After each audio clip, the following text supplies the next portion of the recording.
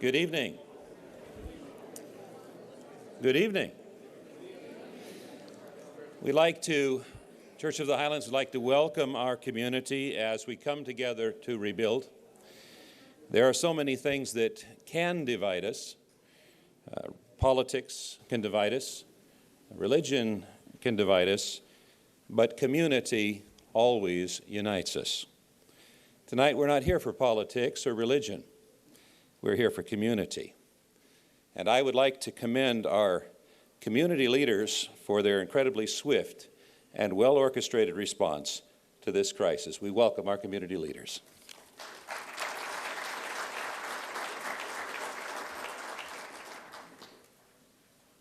Thank you, Pastor Sheely, and thank you for opening your home to all of us to help in that rebuilding process. Mrs. Vernita Sheely, who is Leighton's mother, was one of the co-founders of this great church and founded the school here 45 years ago, so we thank you, too, for your hospitality. Before starting, I think it would be opportune for us to pay special recognition to the mayor and city council for an extraordinary job bringing this community together and showing such outstanding leadership. So to you, Mayor Rain, and the city, please stand up.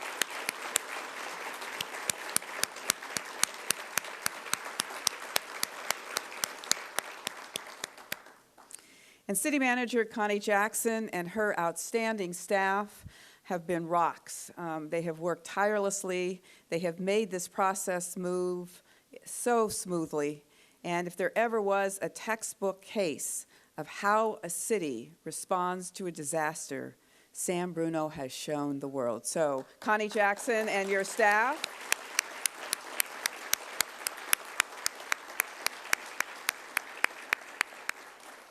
And to Police Chief Neil Telford and Fire Chief Dennis Haig and all the firefighters and law enforcement who braved those extraordinary flames to save so many homes and so many lives. Those of you who are here who are part of that first responders, would you please wave or stand so we can thank you as well?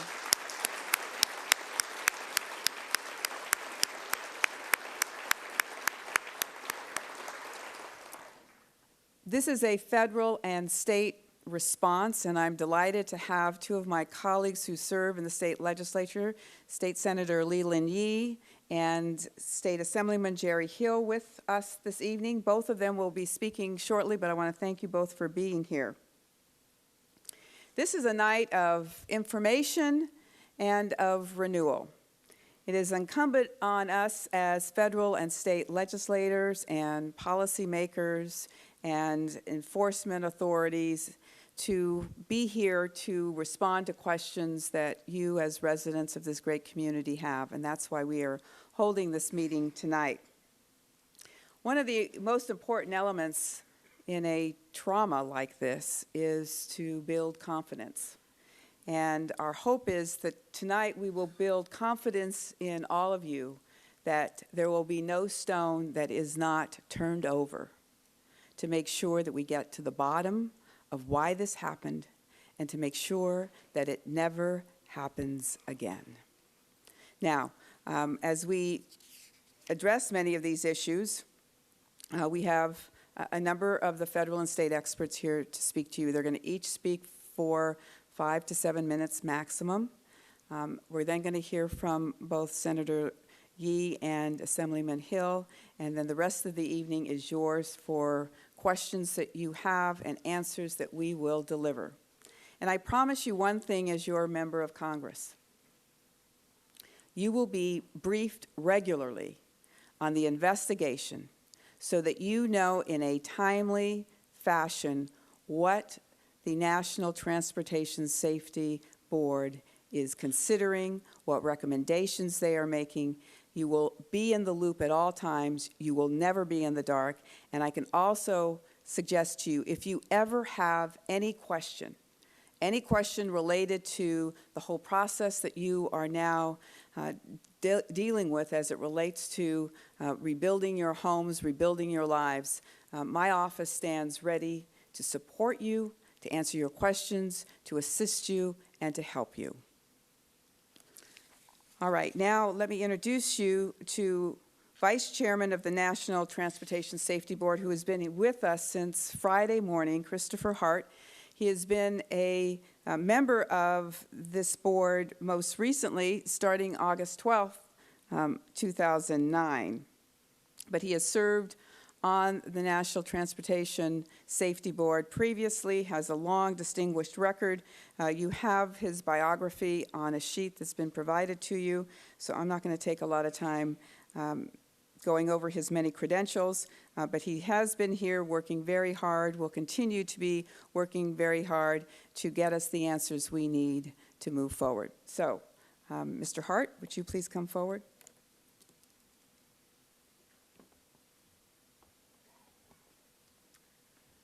Thank you, Congresswoman Speier, and good evening. I would like to start by extending the condolences on behalf of the National Transportation Safety Board to the friends and family of those who suffered in this tragedy. Congresswoman Speier invited us to come and tell what our role is, and I'm happy to do that. We are here as accident investigators. We are an independent federal agency. We are not a regulator. We are not associated with a regulator. We are here to provide an impartial, unbiased, objective determination of what went wrong, and then from that to make recommendations to try to prevent that from happening again. So a lot of people were surprised that we're engaged in pipelines. You see us often in aviation accidents, in railroad accidents, in maritime accidents, but anything that moves, when something goes wrong, we're there. So that's what we're here to do, is to determine what happened, make recommendations to try to prevent it from happening again.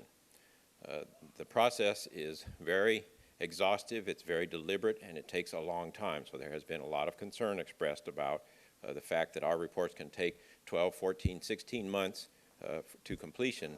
And the reason that has created concern is because people are worried that that means they're going to have to wait 12, 14, 16 months before any improvements take place. Let me assure you that if in the course of our investigation we find issues that warrant immediate attention, we will issue immediate recommendations, and we do not wait until the completion of the report to issue those recommendations. And we have done that many times. We are prepared to do it again. If we see issues here that are system-wide issues and not just related to this accident, we will address them as system-wide issues as well. I've also heard concern about the way we do this process, in that we rely so heavily on the expertise of the parties. The parties to this process, to this accident, are PG&E, the California Public Utilities Commission, and the federal regulator, the Pipeline and Hazardous Materials Safety Administration. We rely on their technical expertise to help us bring together the facts, and once we have accumulated the facts, then without the parties but just us, we go into the analytical phase, and that's where the objective part comes in, and we provide an objective analysis based on those facts so that we can come up with the probable cause, determine what happened, determine why it happened, and then make recommendations to prevent it from happening again.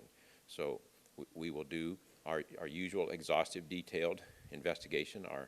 Our investigators are detectives, and they do not take no for an answer. They don't want to go home till they find out what happened. You know that we have sent the 3 sections of the pipe to our metallurgy lab in Washington, D.C., because they had determined that they cannot do an adequate investigation of it here on the scene. So we have sent the huge 28-foot section of pipe plus 2 10-foot sections on both ends of that. They are going on the truck starting tonight to our metallurgy lab in Washington, D.C., where they will undergo a detailed examination, and we will look at those and determine from that detailed examination what went wrong, what caused that pipe to breach and allow gas to leak. So I'm happy to answer questions when we get to that phase of this program, but please be assured that we are here to provide an impartial, unbiased, objective determination of what went wrong and recommendations to prevent it from happening again, and immediate recommendations if necessary. Thank you very much again, Congresswoman, for the opportunity to be here.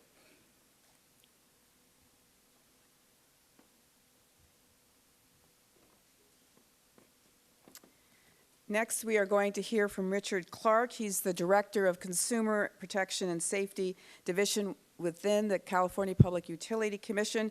He has the responsibility of directing 215 employees in that division, has been on the CPUC since June of 2000, came into that position at the height of the energy crisis. Prior to that, he spent 9 years in public service and 13 years in private practice, conducting investigations of employer frauds, and served as Chief Deputy Labor Commissioner for the state of California in 1999. Richard Clark.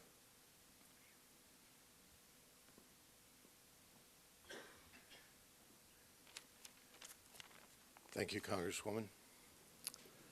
I'd also like to express my condolences to the community and the family and friends of those who perished or whose lives have been enormously impacted by this tragedy. As you probably know, we lost two of our own from our family, Jackie Gregg and her young daughter perished in this fire, and we miss them terribly. As the Director of the Consumer Protection and Safety Division, it's my responsibility to ensure that the folks who work for me are experts in their fields, that they inquire objectively into that which they are tasked with doing, that they are critical in their thinking, and that they continue to improve that which they do in the way that they do it. We inspect. Well, first of all, we know the rules. Secondly, we inspect. We look at what the utilities are doing. I'll confine my remarks here this evening to the natural gas aspect of PG&E. We inspect their facilities and their processes and their paperwork and make sure that they are doing what they need to be doing to follow all the rules that have been developed over the years because of the enormous capacity for disaster for natural gas. These rules are constructed such that we avoid the sorts of disasters that occurred here. Unfortunately, the world is not perfect and these sorts of things happen, but we try to build all the barriers that we can possibly build between the daily operations of natural gas facilities and these sorts of disastrous outcomes. So we build the rules. We spend a lot of time building the rules because complying with the rules is very, very important. These are very complex systems. We then impose those rules, working with the federal government, working with the Pipeline and Hazardous Materials Safety Administration of the federal government. We develop the rules, impose them upon the utilities, and then go out and inspect and ensure that the utilities are doing that which they're supposed to do. We don't just look at their paperwork, however. We also do spot inspections and look over the shoulders of the inspectors to make sure that they're finding that which they should find. And when they find something that's not in compliance, that they take the actions that they need to take in order to protect you and the community and the workers who are employed by the utilities. And then we do investigations. When things break down, something goes wrong, people get hurt, property gets damaged, people get killed, we conduct investigations. Here in this investigation, we're working with the National Transportation Safety Board. They are truly experts in their fields. They have taken primacy over this investigation, and we essentially work hand in glove with them, providing our expertise about how things operate in the state of California. When the National Transportation Safety Board makes recommendations, they will make recommendations perhaps to us, perhaps to PG&E, and perhaps to other local authorities and that sort of thing. They do not have enforcement authority. We, however, do have enforcement authority, and we do take enforcement actions on a fairly consistent basis across all the different aspects of the utility operations as well as railroads and rail transit systems in the state of California. Earlier today, the executive director of the Public Utilities Commission issued a 10-point order to Pacific Gas and Electric. And I won't go through all 10 of those points, but I'm sure that the letter is up on our website at this point. Probably one of the most important ones, the two most important, I think, are to reduce the pressure on line 132 by 20% below the operating pressure at the time of the failure, and to retain that lower pressure level until such time as we authorize PG&E to turn the pressure back up to its normal operating pressure. And the second is to conduct all manner of assessments, inspections of the transmission lines across the state of California that PG&E owns, with particular emphasis on the 1,021 miles of pipelines, Class 3 and Class 4 pipelines that are in high consequence areas across the state. With that, I look forward to answering your questions. We deeply believe at the Public Utilities Commission that we work for you, and we're here to answer your questions and give you the best information that we can give you. Thank you.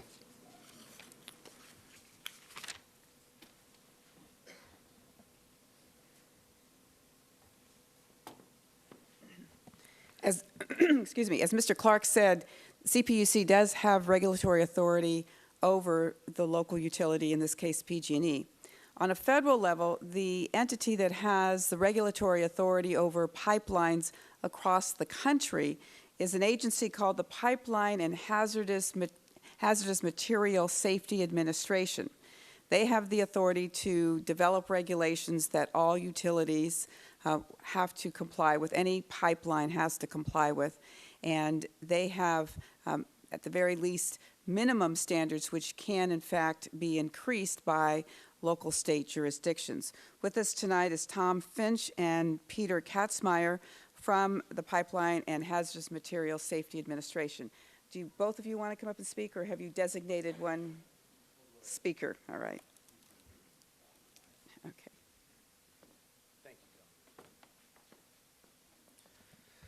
Thank you. My name is Peter Katzmeyer, and I work for the United States Department of Transportation's Pipeline and Hazardous Materials Safety Administration. Our job is to regulate the pipeline industry in the United States. I work out of the Western Region office, and we take care of the 12 western states, including Alaska and Hawaii. We have offices in Atlanta, Georgia. We have offices in Trenton, New Jersey, Kansas City, and Alaska, and one out here in Ontario as a sub-office for the Western Region.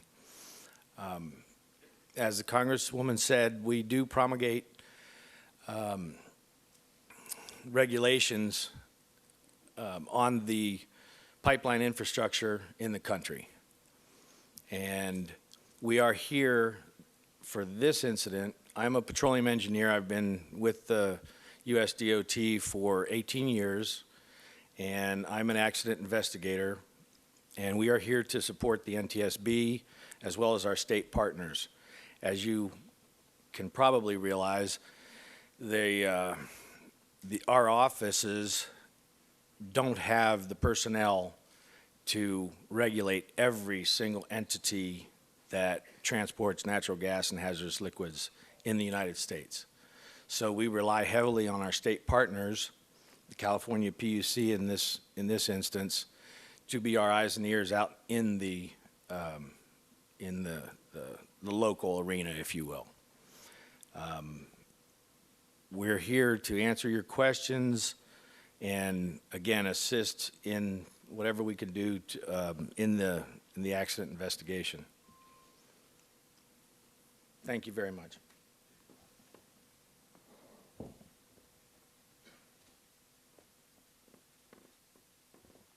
We have with us two representatives from FEMA who came today to start their assessment to determine whether or not FEMA funds would be made available to individuals here in California.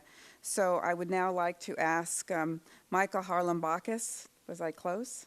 Who is the Individual Assistance Branch Chief for FEMA, to come forward and make a short presentation.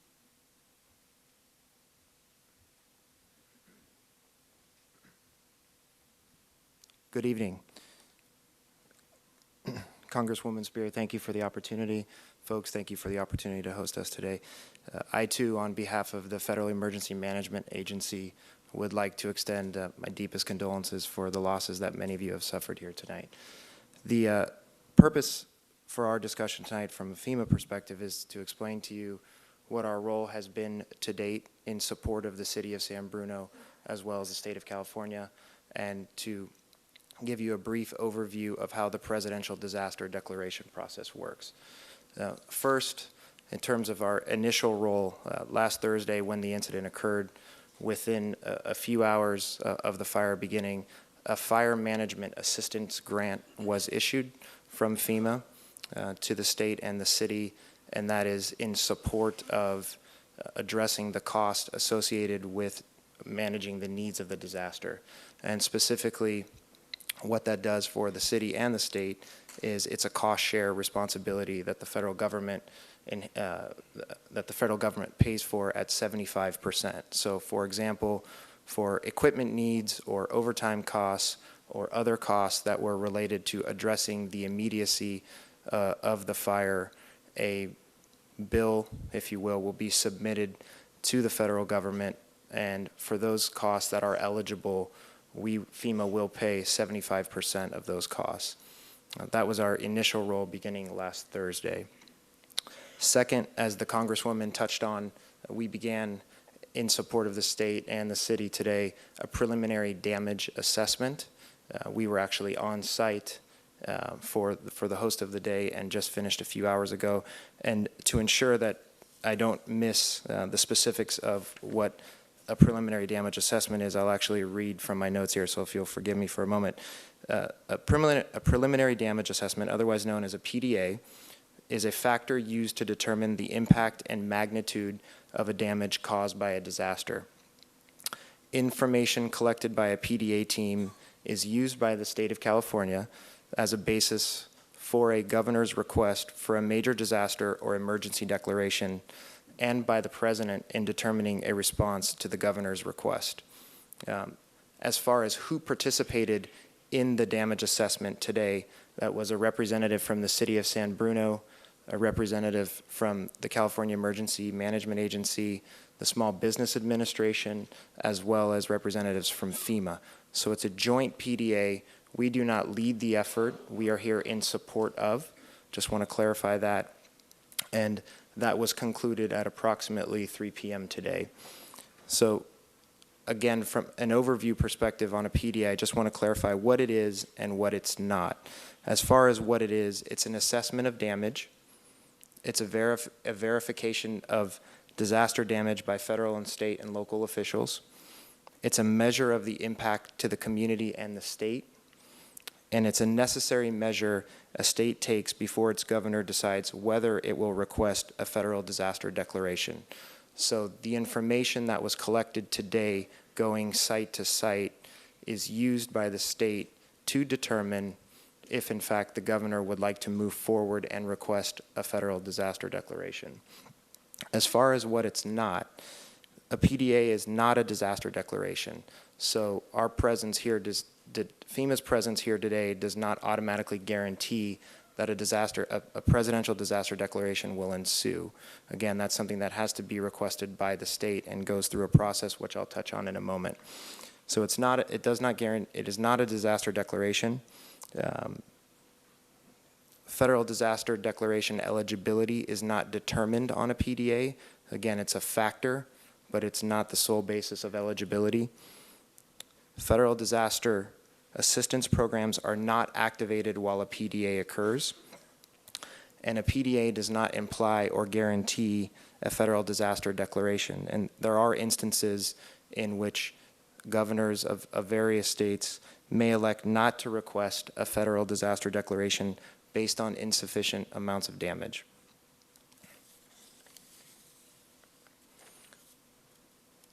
Briefly, with respect to the presidential disaster declaration process, what I want to emphasize is that the state of California in this particular case must request to FEMA and onto the White House that they are requesting a disaster declaration. So for example, the data that was gathered today, as well as various information that will be gathered by the state, they'll put together a particular case. If they determine that they want to move that case forward to FEMA, we evaluate that case, and then it's passed on to the White House, of which the president has final say. One point that's crucial to understand in this process is that when the state provides its case, in the case, it must demonstrate that it's requesting a declaration because it exceeds the capability of the state, third parties, and local resources to respond to the incident. So if the state of California determines that, it would outline that in the declaration request, and it would demonstrate the data that was gathered today, as well as the other information that they will collect along the way. Another point to clarify is federal emergency disaster assistance cannot duplicate other benefits, including insurance payments. So for example, to be clear, there won't be a duplication of benefits. So if needs are being met through a third party or through state and local agencies, we by law cannot duplicate those benefits. With that, thank you again for the opportunity to be here, and if there are any questions, we will certainly be here to address those. Thank you. And from the Small Business Administration, Alex Contreras.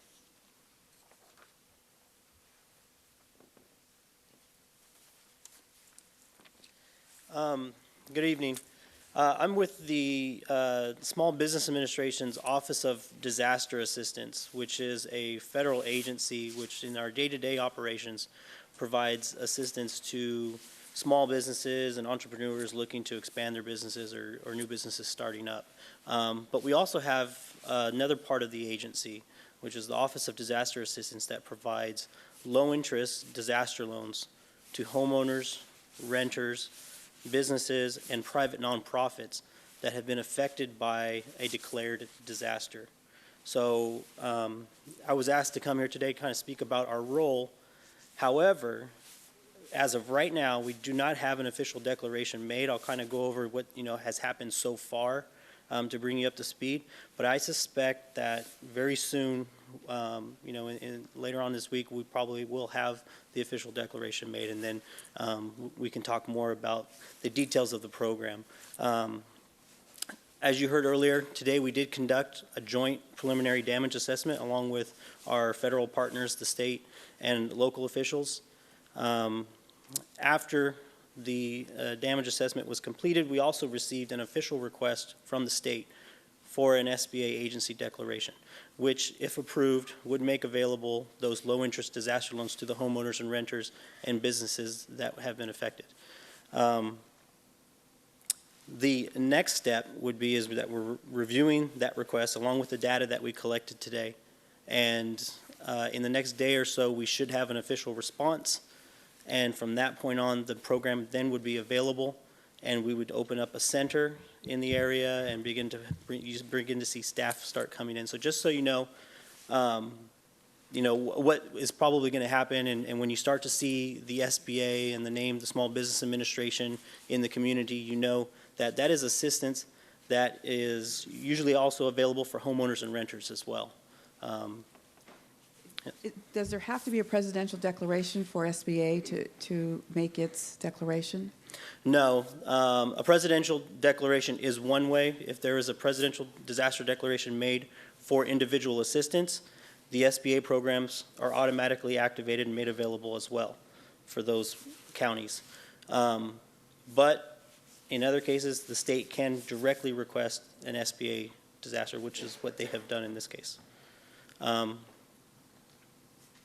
The next steps, I work only in disaster assistance, so I see a lot of disasters. I've worked with Hurricane Katrina, earthquakes, BP oil spill, floods in the Midwest, and I'd like to give you, some advice on things that you can do and expect, and that is, as programs become available, don't rule any of them out. Don't write any of them off thinking that it's something that you won't need. The best piece of advice I could give you is to explore every opportunity, every program that might be available to you, and then from that point, then decide which ones, are best going to help meet your needs. That would be insurance, the SBA program if the request is approved. If there is any kind of a settlement claim process that goes into place, look at those as well. Anything out there that might help you, look at all of them, and then at least you have the information available to you as to what you qualify for. Thank you.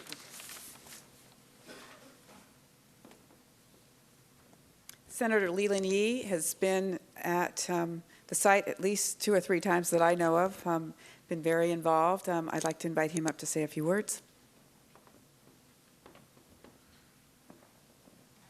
Thank you very much, Jackie. And to all of you here in San Bruno and in the adjoining communities, my heart go out to all of you.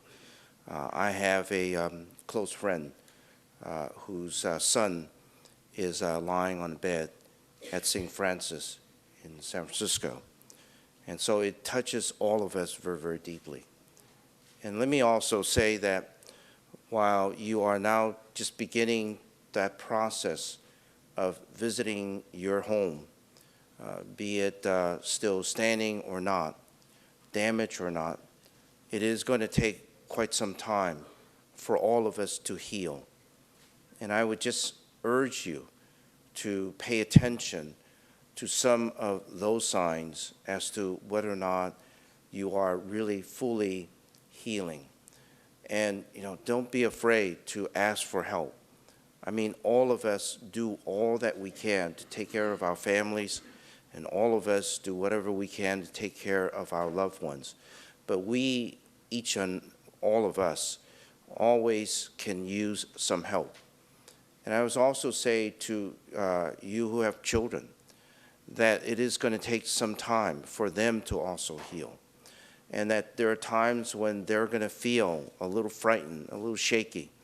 I mean, there are talk about, well, are we safe at all? And so it's not just those families that are directly affected, but there are going to be families that are indirected. And pay attention to our children. And when they are a little quiet, and when they tend to not want to talk about things, find ways to draw them out so that they can somehow tell you what they are thinking, what they are feeling, so that they can get the kinds of assurance that they look to us as adults, as parents, to try and make their lives a safe one and their home a safe one. Let me just say that we, at the state level, myself and Assemblymember Hill are absolutely there for you again and again. Today, my chief of staff and my district director, Adam Kagwin in Sacramento and David Bruno here in the Bay Area, we were briefed by PG&E. We were briefed by the state PUC, and earlier my staff was briefed by the National Transportation Safety Board. It is going to be a laborious process of trying to find out exactly what happened and what caused this particular explosion. But just as the Congresswoman indicated, we are not going to rest and we are not going to wait until that final report before we say these are some things that we need to look at now and these are something that we need to take care of now. And so, with that said, we will continue to monitor the investigation. We will look at what is it that we need to do to ensure the safety of all of us, those individuals who are within that explosion area and also in the adjoining area. I think that PG&E indicated that their willingness to reach out to all of us to try to find a way, in a small way, to make things whole. And I think the mayor and the city manager has already indicated that. In addition, the president pro tem of the California State Senate, Darrell Steinberg, came and was briefed about the situation. He has committed to the city officials here that we will do whatever we can to make things work for all of us once again. Let me just end by just saying that I know that there are some of you who are still a little shaky about, well, what's going to happen to me about this? What's going to happen to me about that?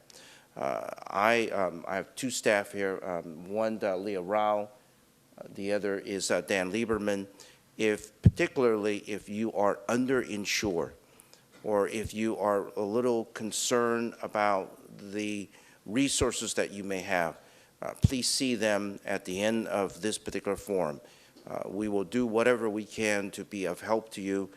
It is a difficult time, but the only way that we're going to survive is that all of us come together as a community, all of us electeds come together as a team to help you somehow find a way to end this horrible nightmare that we're in. And part of doing that is for all of us to work together. Thank you.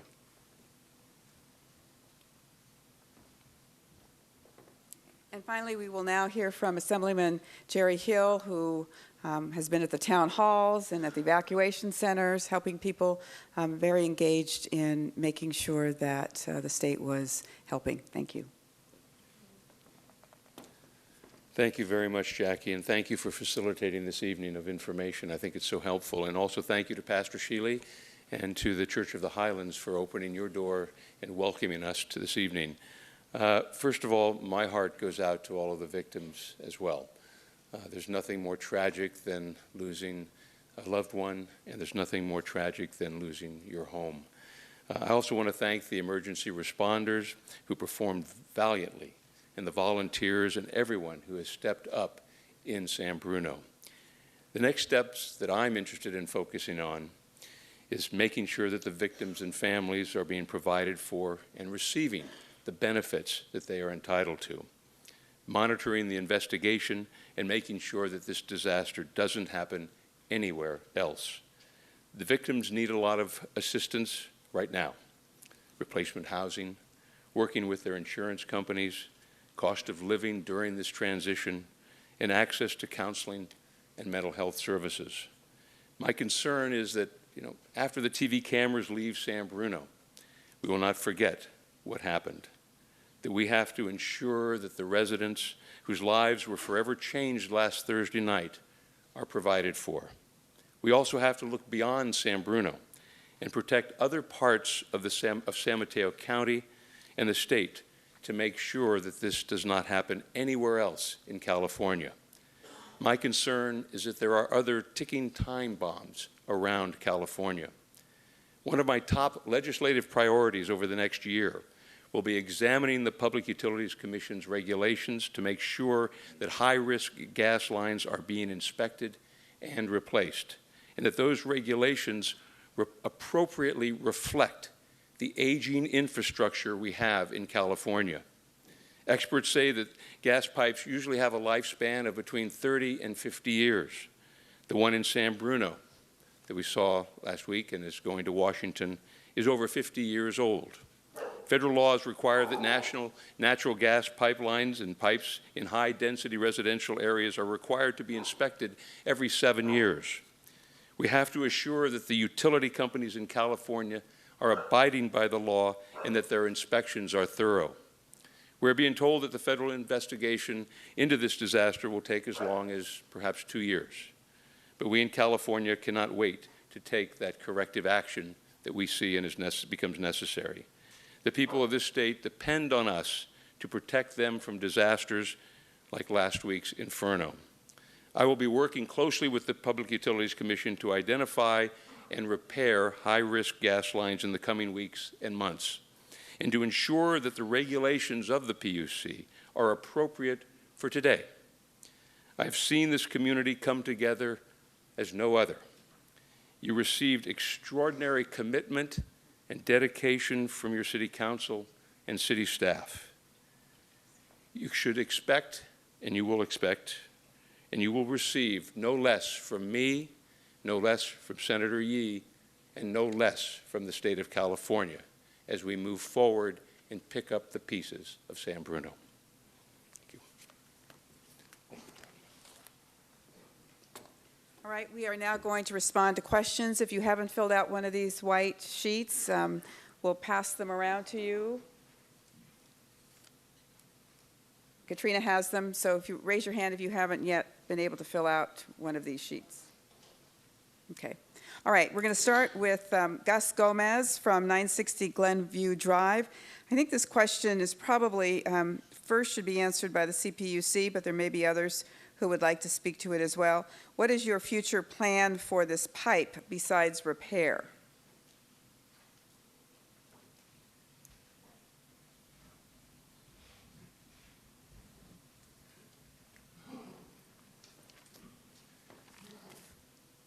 Our future plans for this pipe are to ensure that Pacific Gas and Electric performs a vigorous risk assessment to make sure that whatever they do here in the future comports with the safety required for this community.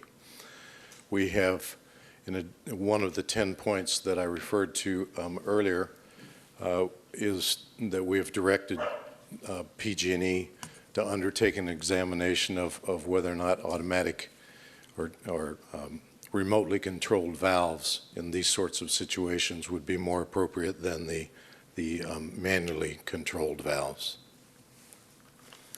There are a series of questions, so Rich, you may want to just stay there for a minute. Do any of our other experts want to speak to that? Does PG&E want to say anything? Do you have specific plans for that pipeline? I would just echo what Mr. Clark has said. We need to really understand what happened. We know that our line ruptured. We don't know why. We need to make sure that before that line, and frankly all the rest of the lines in our service territory are safe. And so until we have much better understanding of, again, what happened, why it happened, we're not going to be putting that section of line back in place. This question is from Dr. Henry Sanchez of Glenview Drive. What steps will be taken to make sure this type of accident will not occur again here or anywhere else? Well, I think it's well worth noting that this is a highly unusual event. We just don't see this sort of an explosion occur in the state of California. Most of the failures that occur of this sort are caused by people who rupture the gas lines by digging into them. So I think it's really important to see this as an event that is an outlier, and that but we're going to do everything in our power to oversee the risk management practices of PG&E and to make sure that they do all the inspections that are required, and if there's more that needs to be done when we learn the lessons of what happened in this accident, then we will certainly, with great dispatch, develop new rules and processes and procedures to protect people.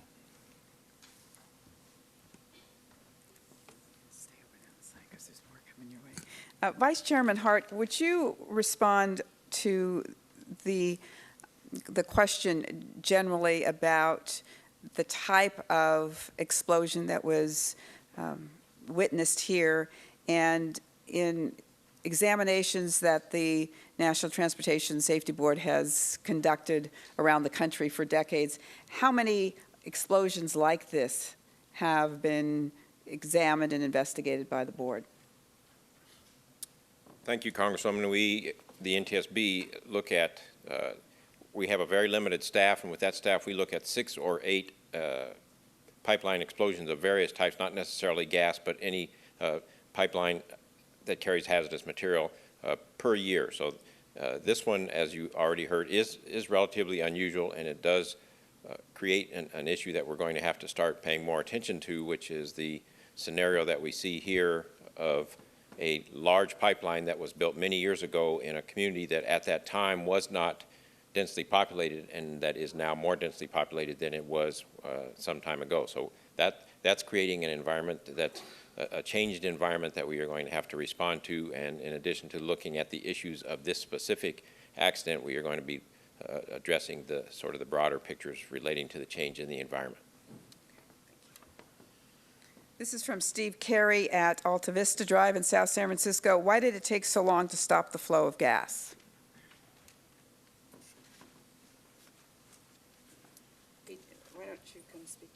think PG&E or the NTSB would have to answer that.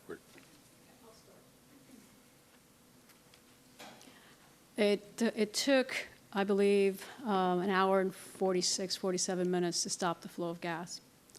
And it was, as you can imagine, right, just a horrific fire. And for a while, it was frankly just not safe to be able to access the valves that made it possible for eventually the gas flow to be stopped. We just couldn't get to it. So it was, our employees were on scene very quickly. Our people responded valiantly, but we just couldn't get to the fire as quickly as we wanted to. Having said that, I don't know whether an hour, 2 hours, I don't know what good is in a situation like that. And frankly, that's some of the things that the NTSB will be looking at to give us some understanding of what more could we have done? What more could anyone have done?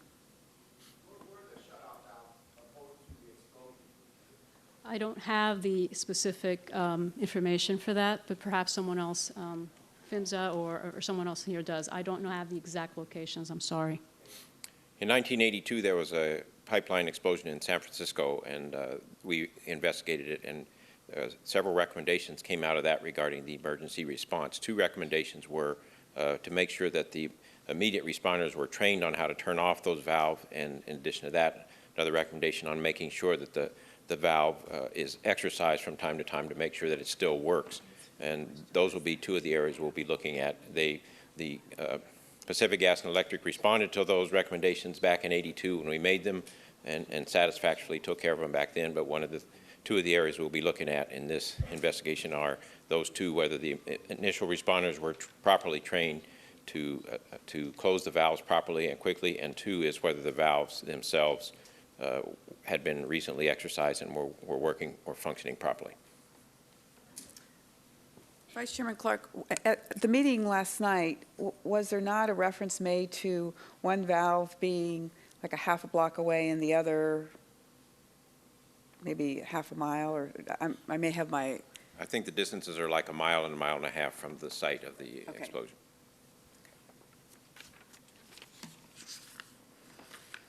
This is from Maynard Roxas of Adriatic Way.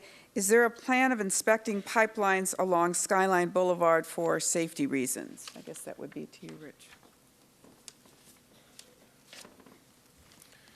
Yes, absolutely. Part of our order to PG&E is that they are to inspect all of their transmission lines in California, with particular emphasis on Class 3 and Class 4. Those are the ones that are in high consequence areas.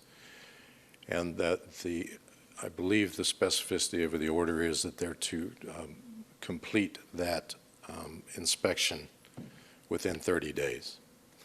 Typically, these lines are inspected twice per year for gas leak. They do a leak survey twice per year, and then on top of that, they do essentially visual inspection, drive-by inspection to look for brown grass and those sorts of things, or structures being impeding the gas and that sort of thing. This is from Robert Pellegrini on Claremont.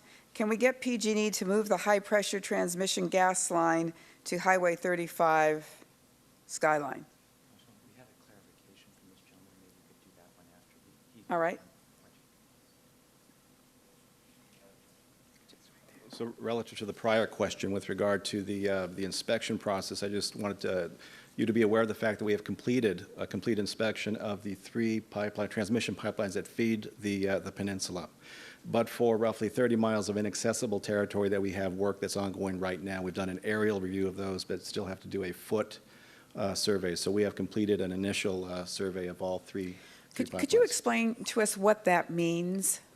It means we use equipment to detect any evidence of gas, of methane, and it is a patrol that will allow us to detect and then pursue any evidence of a leak. So do you, just so we can understand, do you walk along the pipeline with some kind of a measuring device? Correct. We can walk, we can drive, but in this case, we were walking.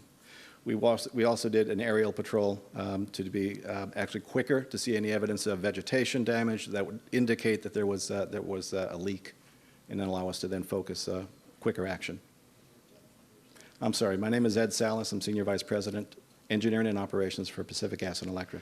You know, the term high consequence is the term of art that is normally used. It has somehow been transformed into high risk.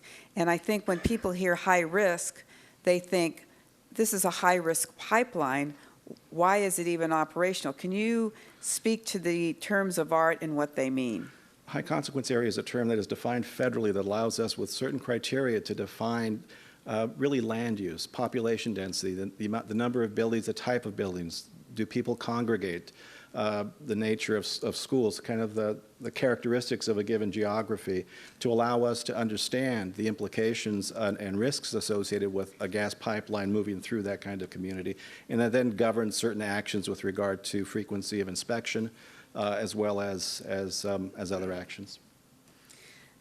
This is a question that asks, what was PG&E management's response to the report that the gas pipeline that exploded represented a safety risk to the residents of San Bruno?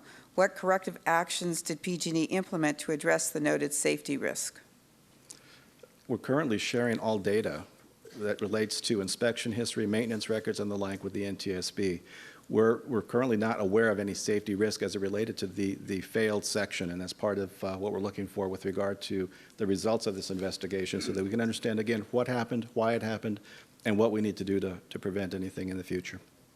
This is from Nowshed at Claremont. How long will PG&E be available to come out and check for any adverse effects from the fire? Time limit? Question. There's no limit. We will be here as long as you need us. As long as you have questions or concerns, we're going to stand right here next to you, and we'll do whatever it takes to make sure that you feel safe and secure with regard to our systems in your homes.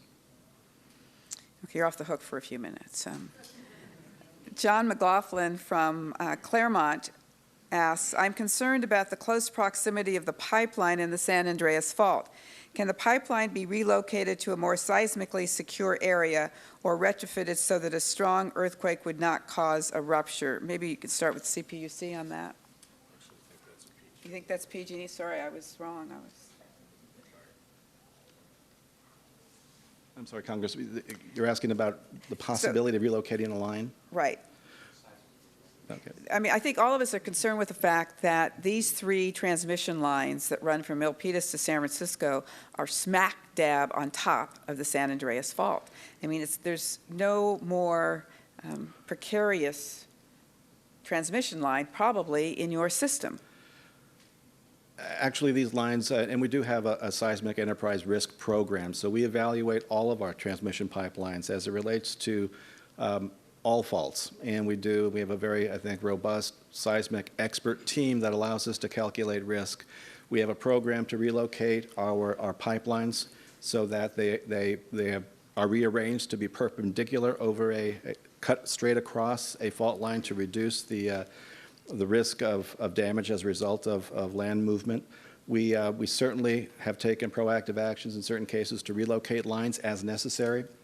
So we have a very active program. In fact, the San Andreas Fault actually is a line that we're highly conscious of, as well as Calaveras, Hayward, and all the other faults within the Greater Bay Area. Okay. This next question is from Carol and Jerry Guernsey on Concord Way, and it's a very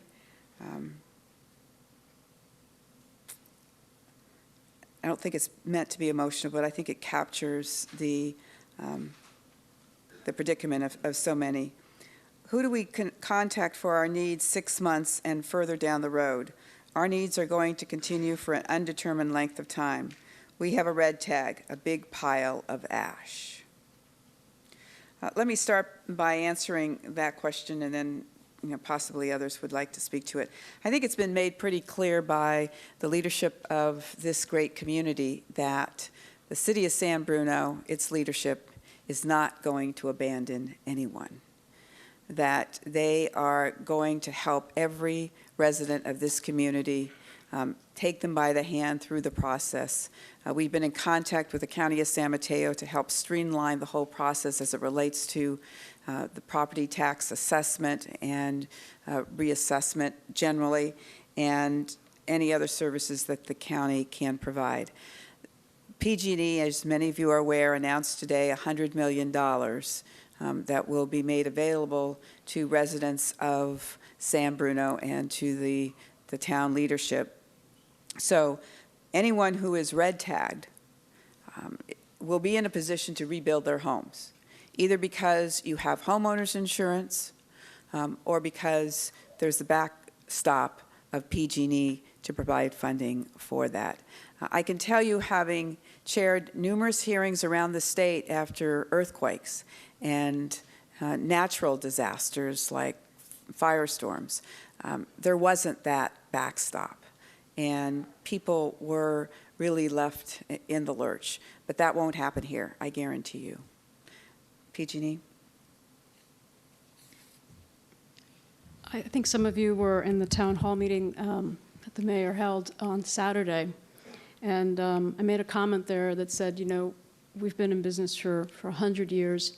You know, we're here today, we're going to be here tomorrow, and we're going to be here every day, and we'll do whatever it takes to help rebuild this community. And I think, as a little proof of that, as the Congresswoman has just said earlier today, we announced the formation of this fund. It's really a relief fund for the city of San Bruno and its residents.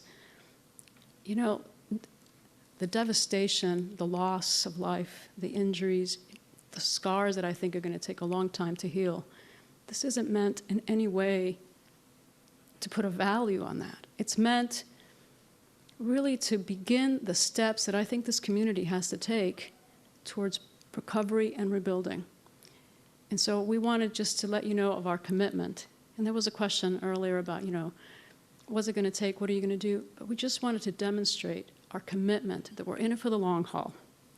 And we're in it side by side to help you rebuild and recover. And that's why we did it. And we wanted you to know that.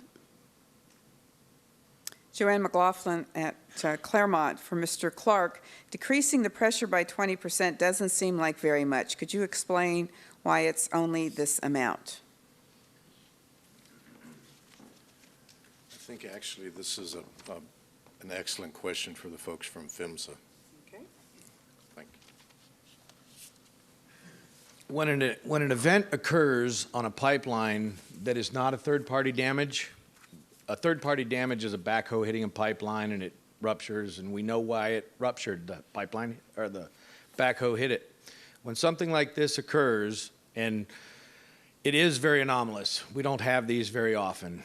The first thing that we usually do is ask the pipeline operator to lower their pressure by 20%. That is equivalent of a hydro test at the failure pressure. And a hydro test will allow any latent defects to be removed from the pipeline. So by lowering the pressure by 20%, it is equivalent to a hydro test at the failure pressure. So that's why the 20% reduction. And what that does is that gives time for these defects to relax instead of possibly failing the next day, if there's any more defects in the pipe that we are unsure of. So something else that I'd like to say is that the regulations, actually, let me just say this first. There's a couple of resources out there for you. One is ops.dot.gov, that's our homepage, or the same thing, phmsa.dot.gov, that's PHMSA. You can search that on the web, and when you go to our website, there's a Pipeline 101.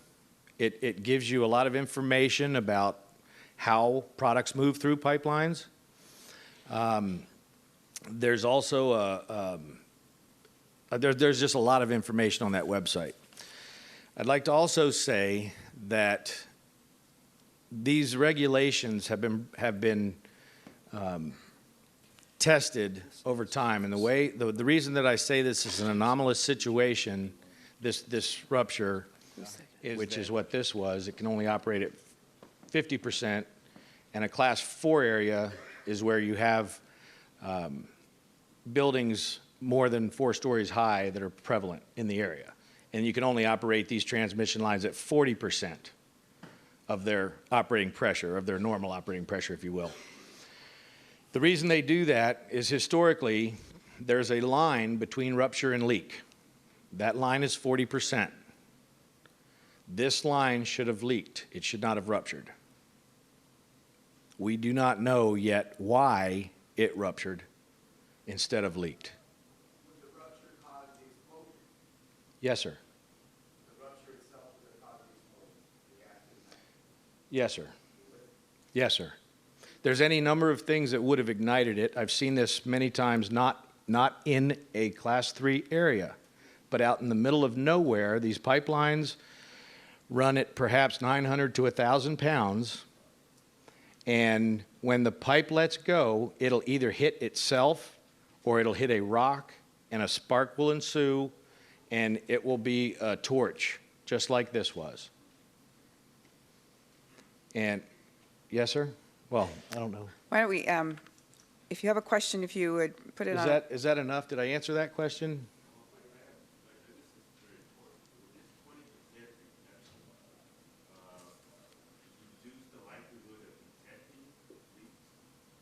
No, sir. The question was, will the 20% reduction in the pressure that's allowed through the pipeline prevent you from detecting leaks? Right. No, and let me just say also that there are, believe me, there are numerous hazard barriers to protect people. One of them is the odorant in the gas. The operator is required to put enough odorant in the gas so that you will be able to smell it at 20% of the lower explosive limit. And I apologize for using terms like this, but gas has a range of flammability or explosiveness, and it's between 5 and 15% gas and air. And so if it's less than that, so at 1% gas and air, you're going to smell it. And if it gets above 15% gas and air, it's too rich, there's too much gas there, and it won't ignite. Okay? So if anybody, well, I'll just say that. And there's just a lot of hazard barriers in place to prevent this from occurring, and it did occur, and I apologize for that, but we're going to get to the bottom of it with the NTSB and the PUC. We've done these accident investigations before, and we go down every path rigorously until it comes to a stop. Okay, we have a lot of.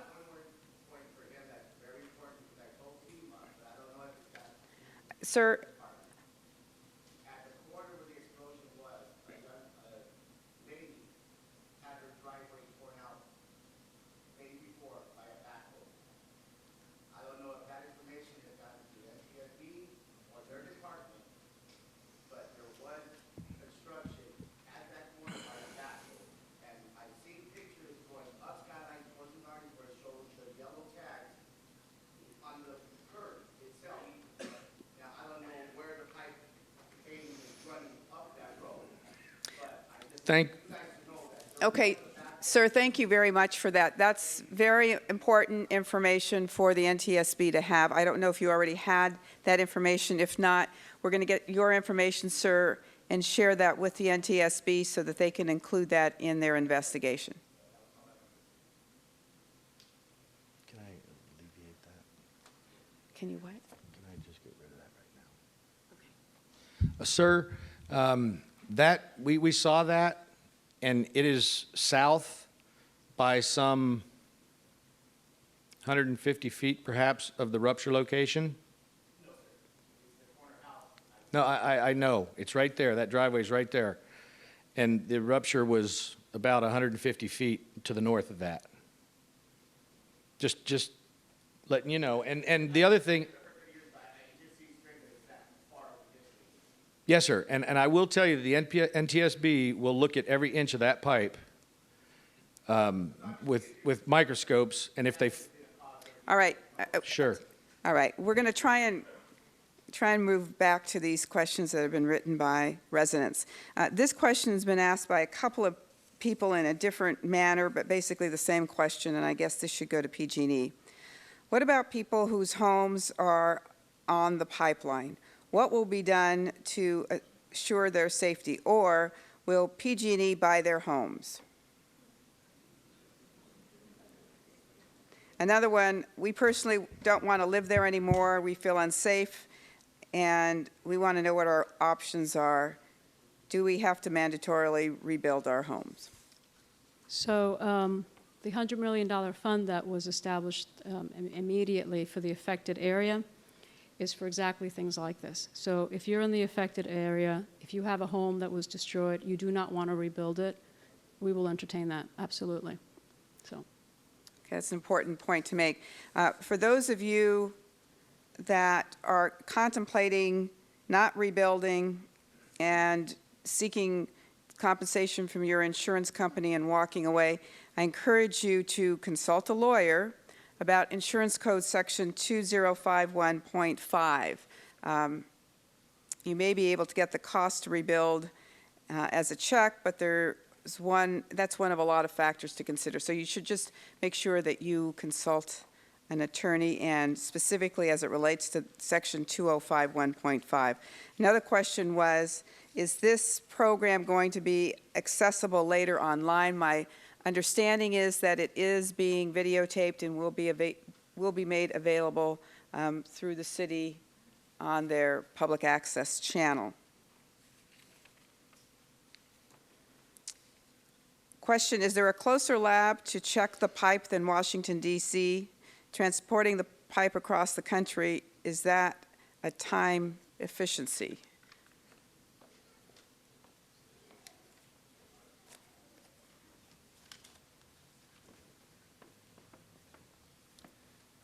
We would either have to move the pipe to where the experts are, or move the experts to where the pipe is. We find that it's more effective and more efficient to move the pipe to where the experts are. And by the way, we want to rely on our own experts. That's part of our independence, is that we don't want to go to some other entity that has experts. We know there are a lot of metallurgical experts throughout the country, but many of them are affiliated with some company or other. We value and prize our independence, and that's why we want to use our own experts. Here's one more for you, Vice Chairman. This is from Eric Lamaze, a San Bruno resident. What's your best guess of what happened? And I get this all the time. Please, no politically correct response. Just your honest opinion of what probably happened. My honest opinion is I don't have a clue. That's why we are conducting this detailed investigation.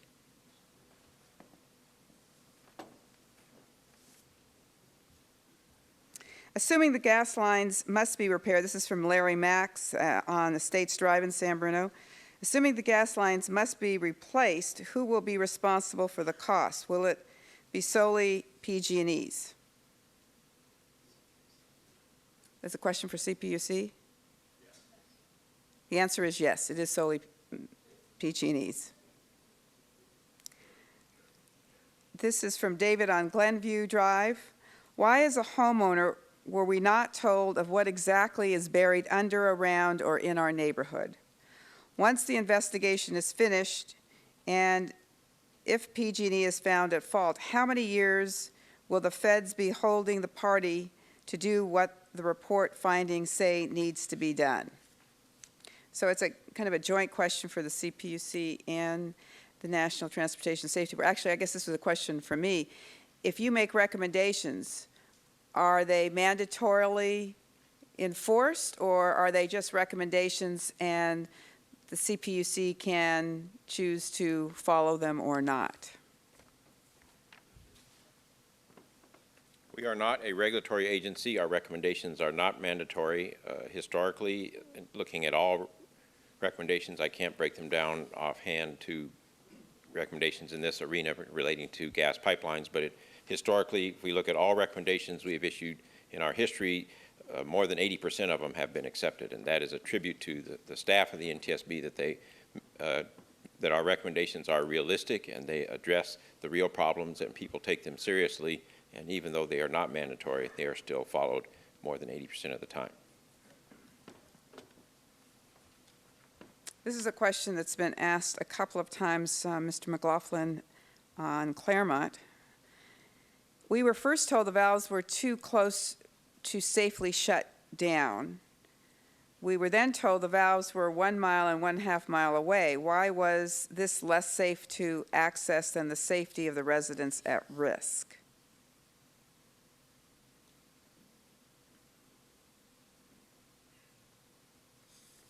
Again, it's the information that I had, when the fire was literally happening, and I was on the line with our incident commander, that was the information I was giving, that they could not get close to the site, that it was blocked off, that it just could not get close to the site. So that was the information that I had, and it may not be, in terms of exactly the location, but that was the information that I had.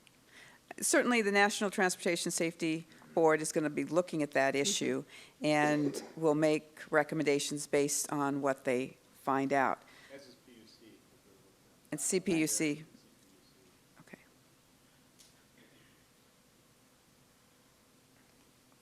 If I may, it is common in events such as this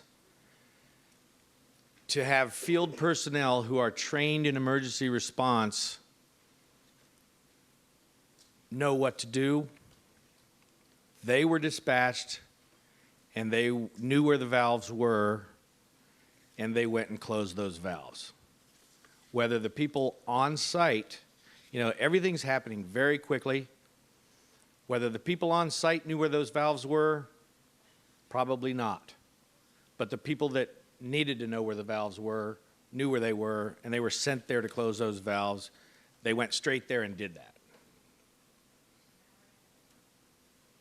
Many homes, this is Brian James, many homes are installing automatic safety shutoff valves. How come there was not an automatic safety shutoff valve on the pipeline that exploded? I guess it's a question for PG&E. So there's a difference. There's excess flow valves typically can be placed at a customer's premise. If this is referencing an automatic shutoff valve on the pipeline itself, that is a technology that we could employ. We did not employ that in this case. We had a manual valve, which is an acceptable solution to control the pipe. We're going to evaluate the wisdom of that as we get guidance and feedback from the investigative team. But that's the fact in terms of what was there. And the PUC will also help direct us in that regard. Mr. Clark, it would seem to me that having automatic shutoff valves on transmission lines would make a lot of sense, or remote. I guess the term is remote shutoff valves. But it's not mandatory for retrofitting of older pipelines. Is it required for new pipelines? No. So it's not required for any pipelines throughout the system, and there's no federal regulation on that at all. Seems like an area that we might want to work on. Okay. During the cleanup process, how safe is it in terms of air quality for residents, especially the elderly and residents with asthma? I don't know if the county environmental management director is here. He was at the meeting this morning, had some very good advice. If Mike on Trenton will give us his phone number, we'll get that information and the answer for him. Give that to Brian Perkins on my staff. Another one for the county, again, we'll get the answer. We need your telephone number, this is the McCaffrey on Estates. Given homes were most likely laden with asbestos, will it be safe to live by the area as the rebuilding takes place? I have asbestos in my home, and I can tell you that there is a whole industry that exists for the removal of asbestos from homes where they encapsulate it and put it in a big bubble and take it all out. So there are safe ways to remove asbestos today. Should we be concerned about all the work being done by PG&E now? Is it repairs or new work? This is Betty Kuntz on Claremont. PG&E. It's a little bit of both. Sometimes it's repairs where the facilities were not particularly, damaged. So on the outskirting areas, we're doing some repair work. And in other areas where the facilities were significantly damaged, then it's a complete rebuild. So it's a combination of both, depending on what we're finding there.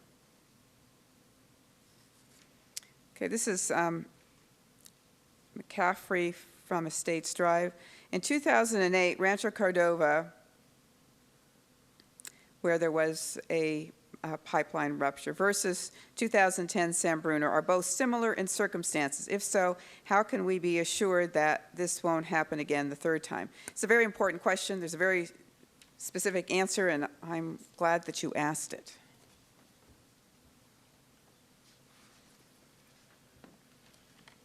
Well, both of these matters are very different, actually.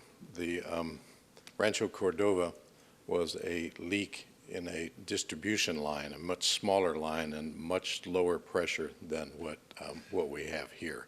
So they're really not comparable at all. What was plastic?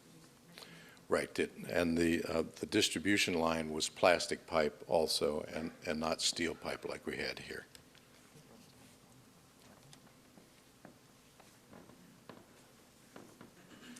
How could we improve communication so that residents will know about meetings such as tonight or other important things? We have no internet access, cable TV, so no TV, and no land phones. It's all word of mouth or radio. Good question. Anyone from the city want to speak to that? We really have been relying on the media to get the word out over the last few days. I think moving forward, the meetings will probably take place with a couple of weeks advance notice so that you're going to be able to access information beyond word of mouth. And there'll be probably duplication of notification. If you provide emails to the city, I'm sure they'll email you. But if you don't have access to an internet, I'm sure there's still going to be a mail process as well. Is that your question, sir?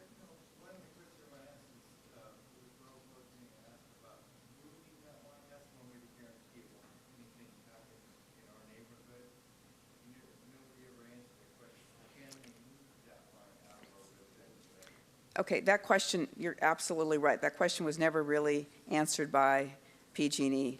And there were 3 or 4 questions. Why not just move that transmission line? We can certainly do that, and what we're going to do is obviously not put that line back in operation until such time as everyone, the CPUs, FIMs, everybody else feels comfortable that, in fact, it's ready to go back operational. One of the things that we need to do is figure out how do we redirect that line, and that is one of the things that we're considering. We're considering all options. We haven't made a decision. It's very much a possibility for us at this point.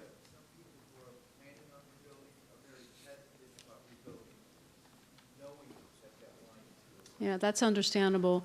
But at this point, I can't make a commitment, but I know that we are looking at all of our different options, and clearly relocating is one of them. But that line, or particularly that section of line, is needed for our long-term capacity needs. My understanding is that AT&T is working on getting coverage, telephone service back in place within this week. Who's in charge? Why do we hear different stories from everyone? This whole meeting was about trying to help you understand who's in charge. And if we've confused you, we have really failed in this project. So, Vice Chairman Hart, why don't you come up and tell us who's in charge?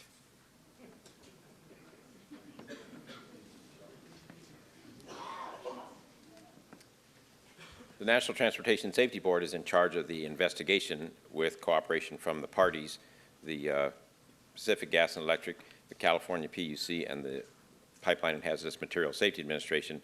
So we are all working together on the investigation. Once we do the investigation and issue recommendations, then we are no longer in charge. Then I will have to defer to someone else who then will take charge regarding the recommendations.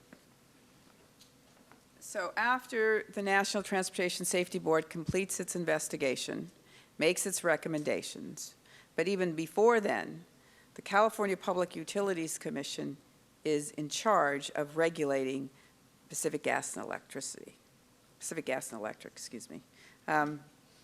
This is from Jose Alvarado on Glenview. I run every day, and I saw a PG&E worker checking the floors with some mechanical sticks at 10:30 a.m. prior days to the incident. Why didn't they say, or do they have the right training to identify when something is wrong? It's PG&E. It's a question for PG&E. Hard to... I think maybe, Mr. Alvarado, the best way to handle this question is to have you speak directly to PG&E, and then they can research it and get back to you. Okay.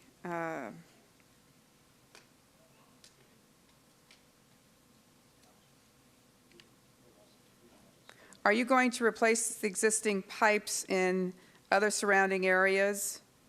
PG&E.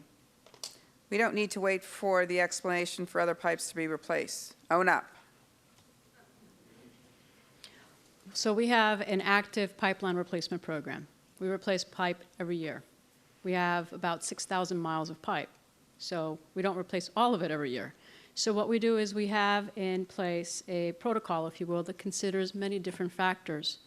And we replace those sections of pipe that, based on that analysis, we believe requires replacement. So it's factors such as age, factors in terms of performance, the environmental conditions, level of corrosion, et cetera, et cetera. There are many different factors, and so based on those factors, we then take and every year replace a certain amount of pipe. Clearly, we could always do more, but we already have an active replacement program in place.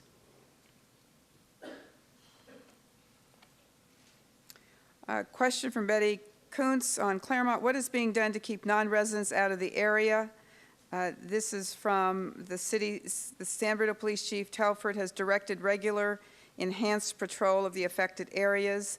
The perimeter of the unoccupied area is secured by fencing and will continue to be patrolled by the police.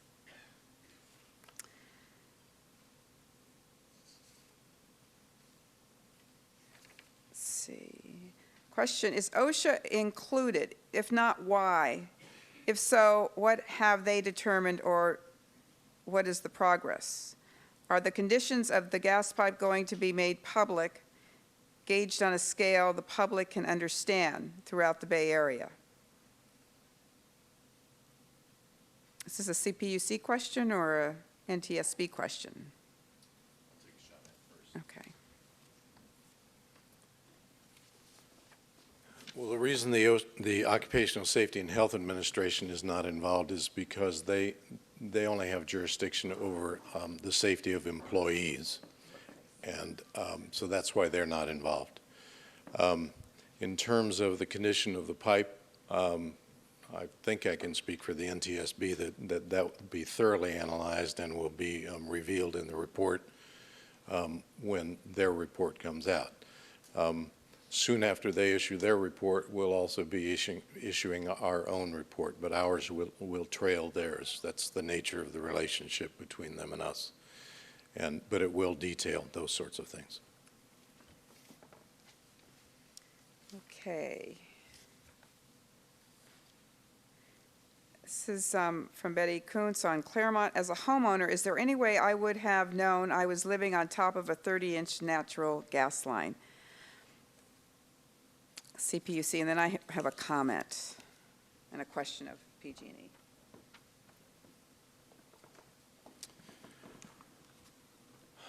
Information as to the location of transmission lines and the facilities was much more accessible prior to 9/11 of 2001. Since then, it's much more secure information. However, PG&E or any utility will certainly inform you if you call them and ask them, as well as your local fire department knows where these lines are located also because they're first responders. So that's the way that you can find out. There's also a website which is National Pipeline Mapping System, NPMS. NPMS. If you search NPMS on Google, or the National Pipeline Mapping System, they will give you a level of granularity where you can tell whether how close the pipeline is to your home or wherever you're looking for. Yes. In addition to that, we're setting up a process where customers can call us, request that information, and we will work to put something in writing and mail back a notification that gives you a sense of where the pipe is within limits, that we don't get so specific as to create a security issue, but enough to give you a sense for, you know, where it is, and if you have concerns to act accordingly. So I think that every resident has the right to know if there's a transmission line in their backyard or in their front yard or a block or a foot away from their home.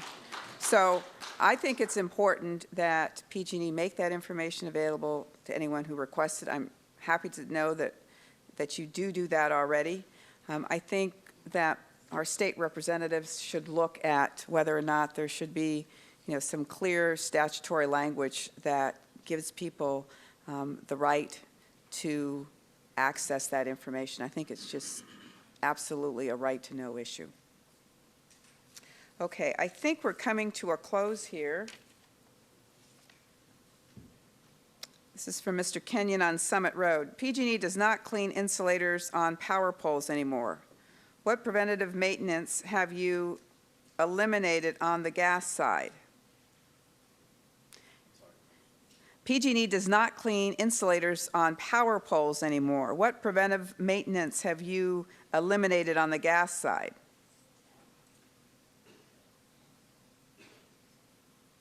So the question is, you know, as We do wash insulators, Oh. especially in our transmission lines, especially in zones or areas of our service territory that are subject to dust and are subject to contamination. And so we have regular programs, and it's different from a timing standpoint at different times of the year in different places. So in agricultural districts, we will do it typically after there's a period where there's been a lot of plowing, because it tends to kick up dirt and dust, or people spraying insecticides on crops will be another source of the need to trigger a washing of insulators. So we do have programs that are active. They're different in different times and different geographies, but they do exist. I was told that there was a shift within PG&E of personnel from gas to electricity. Is that true?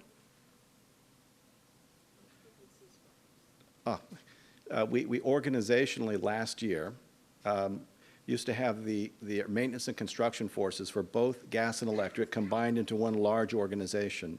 Last year, we decided to split that organization so that we had a single chain of command for the gas operations, the gas maintenance and construction folks, separate from the electric maintenance and construction forces. We felt that having more clear line of accountability and more specific functional responsibility was a better way to operate.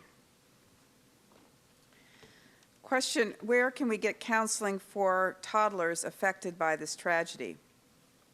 A couple things you should know. You should not limit yourself at all in accessing mental health services for yourself or your family. I am absolutely confident that PG&E will pick up the cost of that counseling service. Secondly, the county has a mental health service program. I've spoken to a member of the County Board of Supervisors today. I've asked them to conduct a similar meeting with county services that you will have an opportunity to talk to them of what services are available to you. At the meeting this morning, it was clear that the creation of a support group for residents would be helpful, and I am certain that the county will establish that program as well.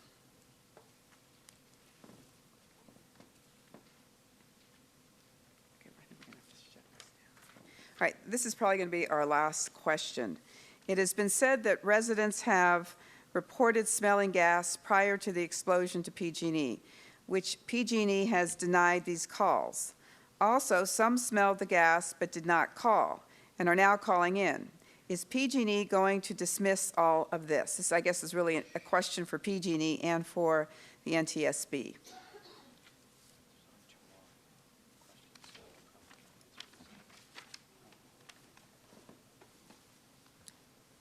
We were made aware of those rumors as soon as we arrived, and we have been pursuing them vigorously. We have asked not only PG&E, but also the PUC where people might call, or the city where people might call 911. We've asked all of them to submit any documentation that would substantiate the claim that somebody smelled gas and called in the days, or we're doing this as far back as a month before this event.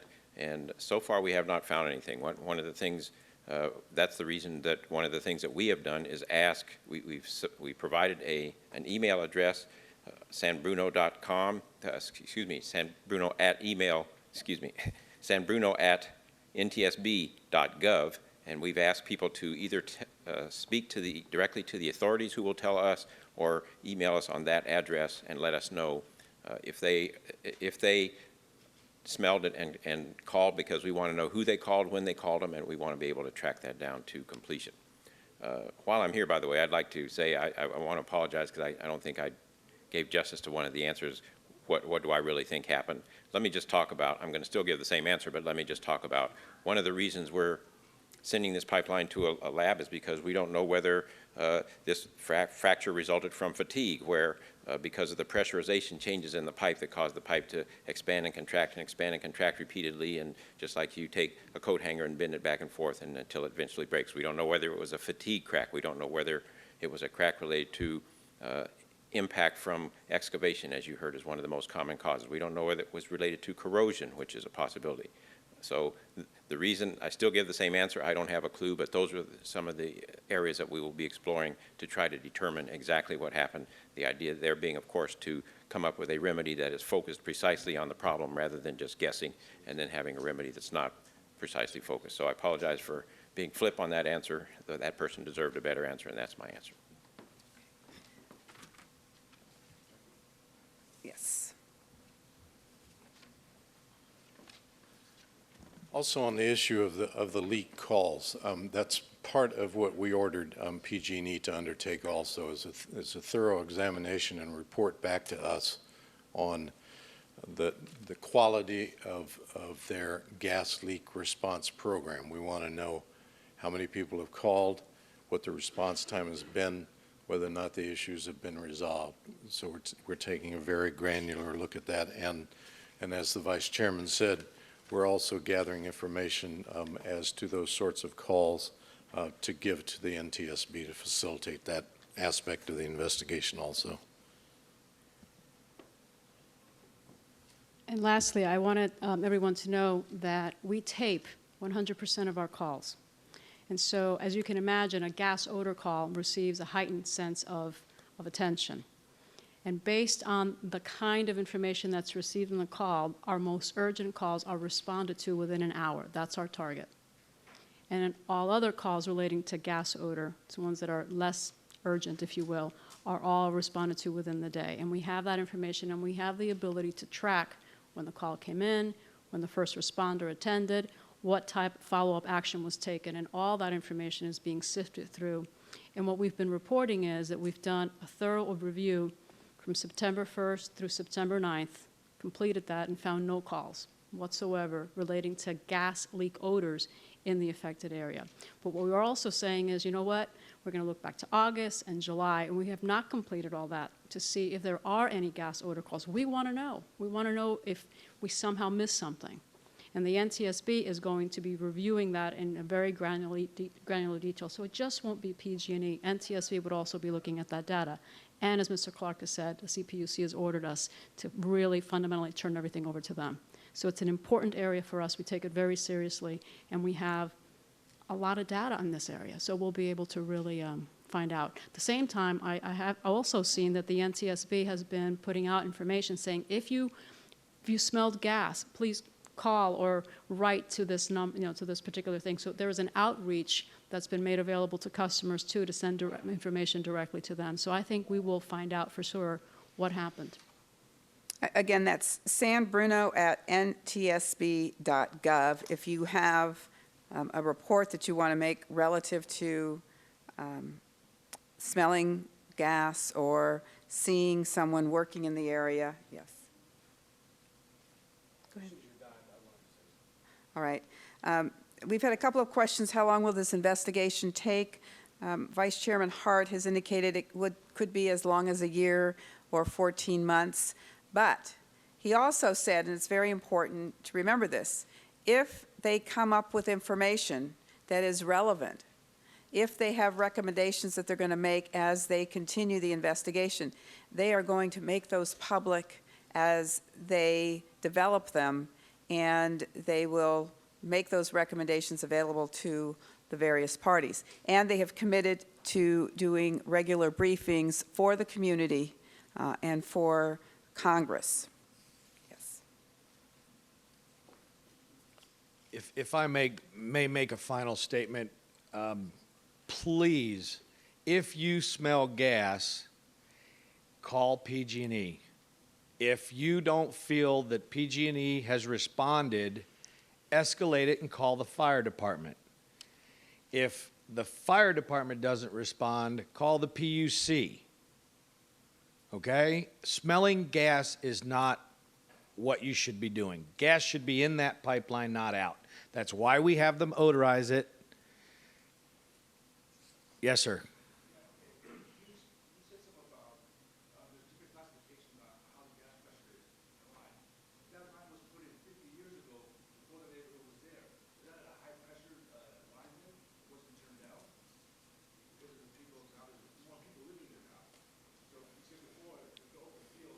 Yes, and the regulations require the operators to, on a periodic basis, do a survey, and once it hits 46 people in a mile, it's class 3.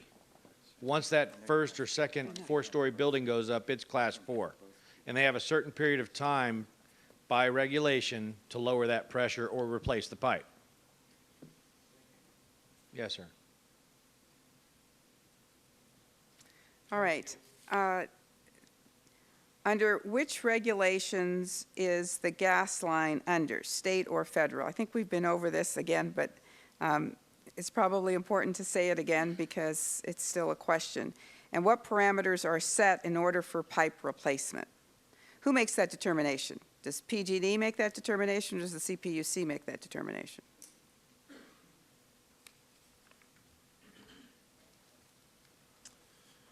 The regulations regarding pipeline safety are both at the federal level and at the state level. For the most part, we adopt the federal standards. There are some places where our reporting requirements are higher than what the feds require and that sort of thing.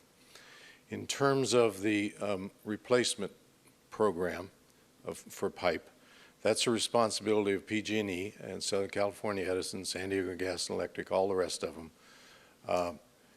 What we do at the PUC is we make sure that they have a vigorous risk management project or process in place, and that they have a pipe replacement program, so that they're staying on top of inspecting the pipe, understanding its condition as well as humanly possible, running equipment through the pipes, analyzing the pipes, looking for leaks, looking for any sort of damage that has been done to the pipe, and looking for deterioration in the pipe, and all the sorts of kind of forensic examination that one must do on these sorts of pipes, and that they have a schedule for replacing them, and that they are in fact replacing them according to that schedule.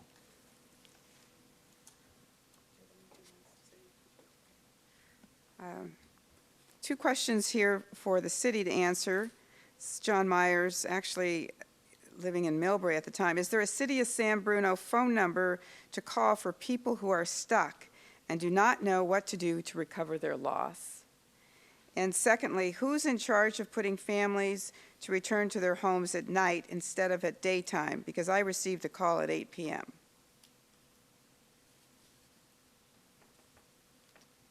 Thank you, Connie Jackson, City Manager. On the first question, the telephone number, we have set up a hotline and are manning that generally from 8 a.m. until about 9 p.m. That number is 616-7180. That number, as I said, has day-long availability, and the persons who are answering that phone are able to give information on resources. They're also able to take contact information and to record the type of information that you need in case they are not readily able to provide it. If you're experiencing a problem in accessing the information that you need, although I believe that is the best number on the foreseeable, for the next several days anyway, you're welcome to call me directly at the City Manager's office telephone number at 616-7056. While I probably will not be available to answer that phone, I can tell you for sure that I will receive a message and we will get back to you at our immediate opportunity. Regarding the Being called at night? Oh, being called at night. I'm responsible for that, and my staff who report directly to me are responsible for that. And let me explain to you what probably happened here. We have been engaged literally around the clock over the last several days working to get people into their homes. And what happened today, and the reason that you probably received a telephone call at 8 o'clock, is because we were anxious to move in the people who have, whose homes are able to be occupied, but you've been restricted from them, and this is particularly on Concord Way. You've been restricted from your home for a number of days now, but your home is actually relatively fine. We are anxious. We know, we've heard from many of you that you are anxious to get back into your homes. And so we've been working aggressively and literally around the clock to move you back into your homes. It is not our intent, and we have tried, and we haven't previously put people into their homes in the evening hours, in the after dark hours, at least that I'm aware of. If that happened to you today and it was not your interest to do so, we apologize. And if at any point that you feel that we're moving too quickly for you, we certainly would be interested in hearing that, and we can certainly go at your pace. I was particularly struck by the question by one person who said, "What do you do when you're stuck and you don't know what to do?" And I have to underscore to you that the resources are here for you. This is not a natural disaster where there isn't anyone stepping up and saying, here's $100 million to try and alleviate your pain, try to help you rebuild your lives. So the resources are here. They're here for you in the community, in the city of San Bruno. They're here for you in terms of the county of San Mateo and the resources through mental health and the assessor's office and the tax collector's office. All of those services are here for you. And then your state and your federal legislators are here for you as well. We want to be here for you. And we want you to know that no one should feel stuck because there are resources here. So we're going to conclude the program for this evening by announcing that there's coffee and refreshments available in the cafeteria. Thank you very much for being here.